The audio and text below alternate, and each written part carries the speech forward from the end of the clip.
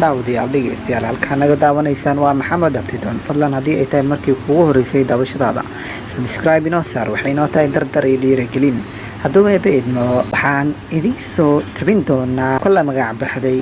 jinkii isku dirka oo guul laga gabar ayaa waalidkeeda jireen waxbarasho balse markii ay dhamaysay dugsiga sare ayay gabadhii nacday si wadista waxbarashada kale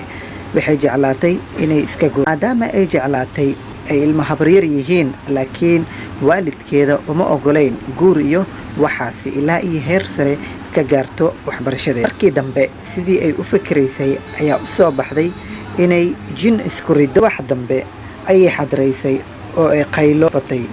oo dhulka isku garaacday way ka wada naxeen gabadha waxa ku dhacay culimo ayaa loo yeeray kadibna jib baa ka dhex qayliyay la sheekaystay jinkii aakhir warkii uu soo gabagabeeyay anigu idinka waxba nagama qaadi kartaan waxaan ka cabsanaa wiilka hebel la yiraahdo wiilkaasi haddii gabadhan la siiyo wallaahi waa nala yaabaa waa wiilkii ay gabaru ay jecleed oo ay ilma habreed ahaayeen arrintii culimadii markii ay waalidka u sheegeen si uu jinka uga cararaa gabadhii laga siiyey wiilkii ay jecleed